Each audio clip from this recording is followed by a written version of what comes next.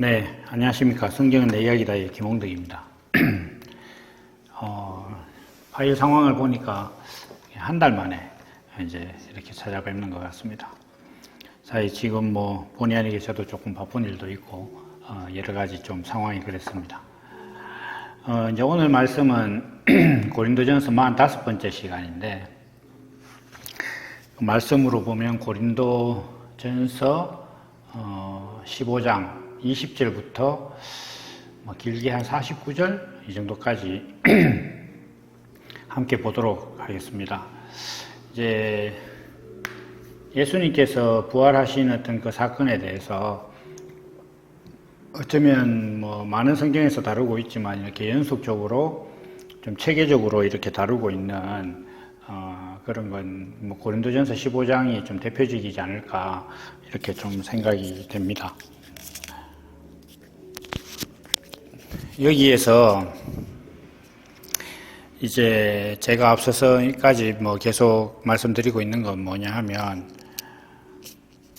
부활이라는 것은 그리스도만의 운명이다. 이렇게 지금 계속 말씀드리고 있습니다. 뒤에 이야기하겠지만 사람들은 이제 부활이라고 하면 육신이 이제 다시 살아나는 그런 걸 자꾸 생각을 합니다. 그러나 우리가 이제 이런 거 있잖아요. 사람이 사는 것도 쓰던 걸 다시 갖고 왔을 때는 이전보다 뭔가 나아져야 이렇게 하는 겁니다. 그래서 하나님이 그 육신으로 사는 사람을 살다가 죽고 난 다음에 그 육신을 다시 살렸다고 이제 했을 때, 물론 하나님께 그런 능력이 없는 게 아니죠. 만드신 분이니까. 그렇게 했을 때 다시 살아난 부활한 사람이 이전보다 가치가 있어야 돼요. 어떤 기준에서든지 간에.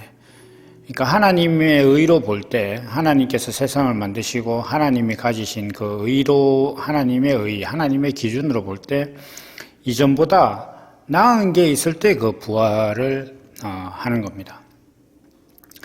그렇지 않은데 그러니까 육신의 삶이 더 나아지는 어떤 그런 게 있어야 다시 살리는데 그냥 살다가 교회 가서 돈 달라 밥 달라 배우자 달라 이렇게 기도하는 그 육신의 것을 구하는 그런 삶을 살다가 죽었는데 그 사람을 죽기 전에 아무런 변화가 없었어요. 그냥 그렇게 살다 죽었어요.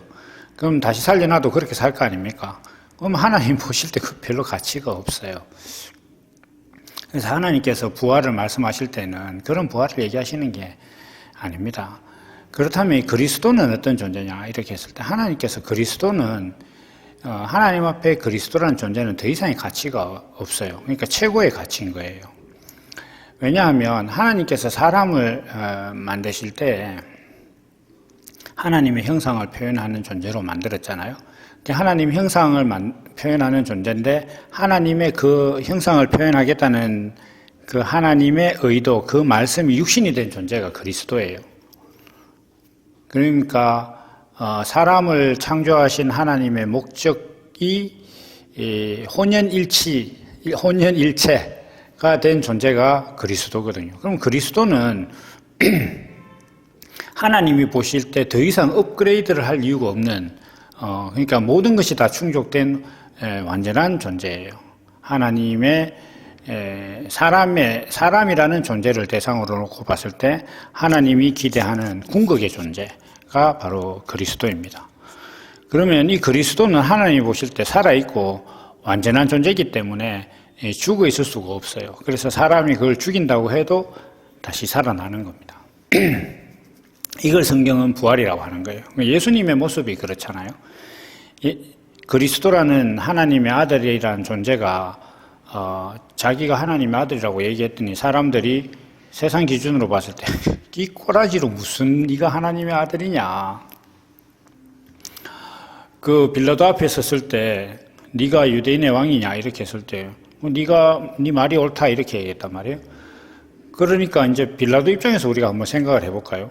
제가 마가복음에도 글로 적어놨습니다만 아니 뭔가 이게 반란을 일으키려면 당시 반란 상황이죠. 왜냐하면 로마가 지배하고 있는 유대인 이스라엘 땅에서 한 사람이 내가 유대인의 왕이다 이렇게 이야기한다는 것 자체는 로마에 대한 이제 독립선언이고 반란이죠. 로마 입장에서 보면. 로마 총독인 빌라도가 이렇게 예수님을 볼 때 반란을 일으킨 사람이 있으면 그 사람에 대한 그 유대인들의 지지가 있어야 될 거 아니에요. 유대인의 지지는 고사하고 오히려 지금 유대인들이 예수 필요 없어 바라바나 내놔 이렇게 얘기할 정도로 오히려 비난을 받는 그런 사람이 내가 왕이다 이렇게 얘기하니 빌라도 입장에서는 얼마나 기가 차겠어요. 정말 요즘 말로 이게 웃어야 될지 울어야 될지 모를 상황 정도. 이 진짜 웃기는 코미디예요. 빌라도 입장에서 볼 때. 왜 그러냐? 빌라도가 가지고 있는 왕에 대한 기준으로 볼 때는 예수님이 절대 왕이 될 수가 없어요. 유대인들이 가지고 있는 하나님의 아들이라는 기준으로 볼 때 예수님은 절대 하나님의 아들이 될 수 없어요. 그런데 예수님 자꾸 내가 하나님의 아들이다. 내가 세상의 왕, 유대인의 왕이다. 이렇게 얘기하니까 뭐 이게 이래가 되겠냐. 이렇게 해서 이제 죽여버린 거란 말이에요. 그러니까 한마디로 세상의 기준으로 예수님을 죽여버린 거예요. 그랬는데 하나님 입장에서 볼 때, 빌라도나 유대인들의 입장이고 방금까지는 하나님 입장에서 볼 때는 어떠냐. 이렇게 했을 때 사람이라는 육신을 가진 존재 중에서 하나님의 말씀이 육신이 된 존재, 그리스도. 그러니까 하나님께서 사람을 만든 목적이 육신과 일체가 된, 하나가 된 존재보다 하나님 입장에서는 더 완벽하게 살아있고, 더 완벽하게 생명이 있고, 더 가치 있는 존재가 없어요. 없는데, 하나님이 다스리는 세상에서 그이가 죽었다. 그럼 하나님이 보실 때 어떻게 하겠어요? 하나님 보실 때는 그게 죽은 게 아니에요. 더더군다나 어떤 문제가 있느냐 하면, 하나님께서 표현하시고 싶은 그 하나님의 성품이 그 세상 가치 앞에 죽임을 당하는 거단 말이에요. 그러니 이거 얼마나 완벽해요. 하나님께서 표현하시고자 하는 그 성품이 육신이 된 존재라는 그리스도는 하나님이 그 육신이 된 말씀이 그 육신의 삶의 본성 아니겠습니까? 그 본성은 뭐냐 하면 너 옳다라고 이야기하고 내 육신의 수고를 내어주는 거예요. 제가 이제 블로그나 여기 파일에서 사람이 육신을 내어준다, 죽임 당한다 이렇게 얘기하니까 이게 의미가 좀 모호한 것 같아도 이런 겁니다. 예를 들면 부부간에도 다툼이 일어나잖아요. 그 좀 아주 심플하게 말하면 내가 몸을 안 쓰려고 하다 보니까 다툼이 일어나는 거예요. 예를 들면 설거지다. 내가 먼저 하는데 거기 다툼이 일어나겠어요? 내가 먼저 청소하는데 그런 일로 다툼이 일어나겠습니까? 내가 먼저 장 봐오는데 내가 먼저 가서 애 데리고 와서 애 씻기고 먹이고 다 하는데 남편이냐 아내의 문제가 아니라 두 사람 중에 누구 하나가 먼저 하는데 거기 다툼이 일어나겠어요? 그런 일 없습니다. 회사도 마찬가지입니다. 회사가 회의하는 목적은 사실은 일 네가 해라라는 걸 정하기 위해서 하는 거예요.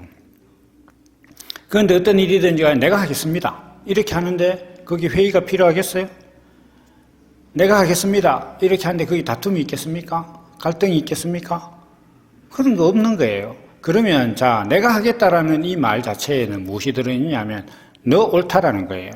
사람이라는 존재는 이 사회가 가지고 있는 구조 속에는 더 옳은 사람이 몸을 덜 쓰게 돼 있어요. 더 높은 사람이 몸을 덜 씁니다. 낮은 사람이 육신을 더 쓰는 거예요. 이게 이 세상의 구조예요. 이게 사회의 구조예요. 그래서 사람들은 세상에서 높아지려고 하는 거예요. 육신을 덜 쓰려고 하는 거예요. 돈을 왜 봅니까? 돈 있으면 뭐라도 할 수 있으니까. 전화만 하면 막 갖다 주니까. 인터넷에 클릭하면은 물건이 막 오니까. 내가 사러 안 가도 되잖아요. 배달비 오르니까 사람들이 어떻게 됩니까? 나가잖아요. 뭐 사 먹으러. 자기 몸을 써야 되잖아요. 이제 그렇게 되는 거단 말이에요. 그러면 내가 이 몸을 쓰는 어떤 그런 존재가 된다는 것 자체는 내가 낮아지는 거예요. 이게 너와 나의 어떤 그 의의 충돌에서 내가 지는 거예요. 그리고 옛날 이 성경이 기록될 때부터 사람은 낮아진다는 것 자체는 곧 종이 되는 거예요. 종이 된다는 것 자체는 네가 몸으로 쓸 걸 내가 내 몸을 쓰는 거예요. 이런 관계가 되는 게 낮아지는 거단 말이에요. 그런데 문제는 하나님의 아들 예수 그리스도는 세상과 예수 그리스도를 비교할 때 누가 더 옳았느냐? 예수님이 더 옳았어요. 왜냐, 예수님은 하나님의 말씀이 말씀이 된 존재니까. 이 세상을 만드신 하나님의 모든 뜻이 그 육신 안에 있는 존재이단 말이에요. 그거 자체가 육신이 된 존재단 말이에요.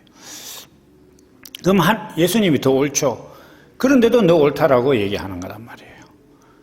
이것만한 죽음이 어디 있습니까? 사람들은요, 내가 조금이라도 더 오르면 안 집니다. 조금이라도. 어떻게든지 호시탐탐 기회를 노리고, 그래, 지금은 네가 극하지만, 내가 옳다는 게 드러날 것이다 라는 생각을 절대 버리지 않아요. 지금 당장은 마찰이 없어도. 그게 사람이거든요. 그런데 이 그리스도라는 본성은 너 옳다라는 것이 내 안에서 본성으로 나오는 존재단 말이에요. 이거는 이렇게 진정한 그리스도로 거듭난 삶을 살아보면 압니다. 왜 내가 지금 이 순간 이렇게 하는 거지? 이렇게 느껴요. 그런데 내 안에 있는 그 그리스도의 본성이 어떤 다툼의 상황에 접근하는데 내 자신이 그것을 수용해 가는 거예요. 여기서 갈등이 일어나면 귀찮으니까 좀 내가 십자가를 진다 이렇게 생각하고 내가 억지로 하지. 그건 신념이에요. 신념이고 노력이에요. 그거는 오늘날 기독교가 가지고 있는 그 노력하는 신앙의 대표적인 모습이에요. 그런데 그게 아니에요. 그런 상황이 닥쳐올 때까지 어떻게 이거 피해갈까 이렇게 궁리를 하는 거예요. 예수님께서 내 잔을 옮겨주십시오라고 기도했던 것처럼. 궁리하는데 막상 닥치면 내가 하고 있는 거예요. 그리고 끝나고 나면, 내가 이걸 그렇게 할 수밖에 없었구나라고 스스로를 발견하는, 이게 그리스도로 거듭난 사람이란 말이에요. 이게 하나님께서 사람을 통해서 표현하고 싶은 하나님의 성품이에요. 하나님은 모든 강함을 다 갖고 계신데 그 이면에 있는 이 사랑하고 연약한 마음, 너 옳다라고 하는 그런 마음이 하나님 안에 있는 거예요. 이게 바위를 쪼개는 바람이나 돌을 불태우는 화염으로는 이 마음이 표현 안 돼요. 그거는 내가 강하니까 상대를 완전히 압살하는 그런 성품이잖아요. 그런데 이 그리스도를 통해서 표현하고자 하는 하나님의 성품은 그것과는 전혀 다른, 세계와 차원과 개념이 완전히 다른 그런 하나님의 성품이에요. 이걸 표현하는 존재로서 사람이 있는 거단 말이에요. 그런 사람인데 그 사람이 날마다 어떤 그 삶 속에서 가정에서 부부간에 직장에서 사람들 사이에서 날마다 내가 죽는 거예요. 바울 사도가 내가 날마다 죽는다 그랬죠. 날마다 너 옳다. 그래서 내가 더 수고하는 자가 된다. 그럴 수밖에 없는 거예요. 안 하려고 했는데 이 잔을 내게서 옮겨주십시오라고 기도하는데 막상 닥치면 하고 있는 그 본성, 그게 그리스도로 거듭났다고 하는. 그래서 거듭났다는 건 생명이라는 얘기예요. 그 본성이 있는 그런 존재다. 그런 사람들의 날마다 죽는 것과, 그런데 하나님이 보실 때 그 죽는 그것 자체가 진짜 생명이고 그것이 하나님께서 기대하던 바고 그게 하나님께서 사람을 창조한 목적이단 말이에요. 그러니까 하나님 보실 땐 그게 살아난 거단 말이에요. 그래, 그 사람 날마다 죽지만 또 날마다 살아서 또다시 그 일들을 계속 해나가는 거예요. 그렇게 하나님의 성품을 표현하는 거예요. 그러니까 이게 부활이에요. 이게 하나님께서 말씀하시는 부활이에요. 예수님을 사람들이 세상의 가치 기준으로 예수님을 심판하고 죽였는데 하나님께서 보실 때는 그런 죽임의 모든 일련의 과정이 하나님 보실 때는 살아있고 생명이 있는 것이니까 그러면 하나님께서 그것을 살리신 거예요. 그래서 우리 삶이 그런 거단 말이에요. 그러면서 이제 이 바울 사도는 설명이 좀 길어졌는데 그 15장의 아주 많은 부분을 할애해서 몸의 부활에 대해서 이제 좀 얘기를 해요. 사실은 이 몸에 대해서 바울 사도는 이렇게 얘기합니다. 첫 번째 아담이 죽음을 가지고 왔다. 이렇게 얘기를 하죠. 그런데 이 아담이라는 존재는 옛날 그 에덴 동산에서 선악과를 따먹는 그 사람만을 지칭하는 게 아닙니다. 제가 앞서서 말씀드린 것처럼 육신을 쫓는 모든 사람들이 이 아담이에요.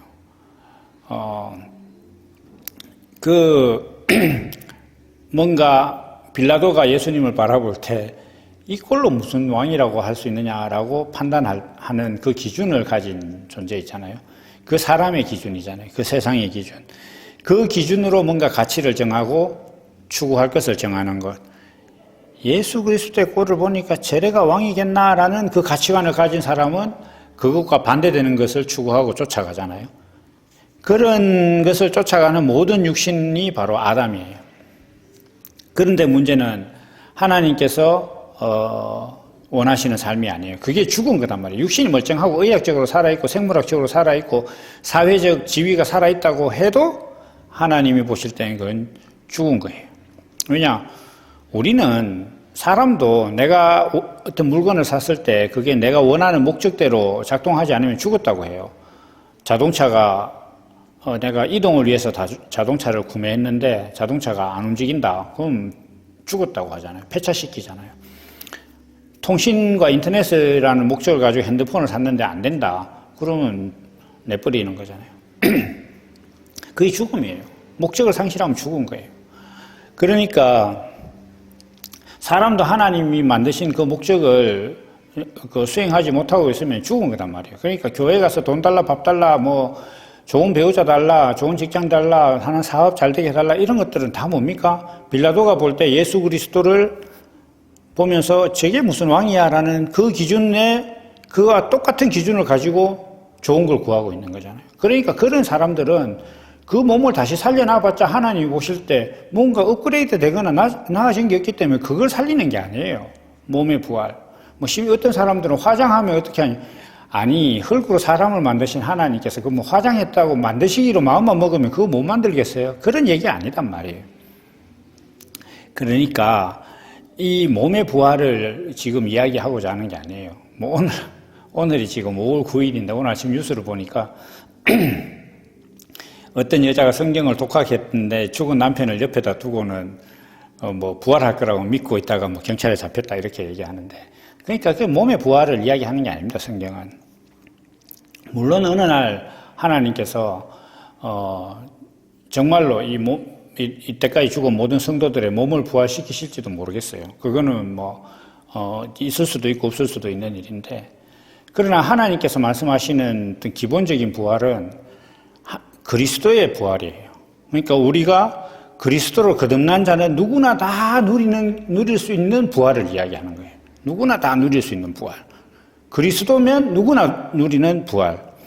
그래서 이제 아담이라는 존재로 죽음이 왔다 이렇게 했는데, 아담이라는 존재, 첫 번째 아담, 그러니까 육신으로 뭔가를 추구하는 사람은 그 자체로 이미 다 죽은 사람이에요. 그들에게 필요한 건 거듭남이에요. 그리고 그리스도로 거듭난 사람은 그 하나님의 부활, 그리스도의 부활이에요. 그런데 이 부활을 잘 놓고 보면 내가 너가 옳다라고 해서 내가 몸이 낮아졌잖아요.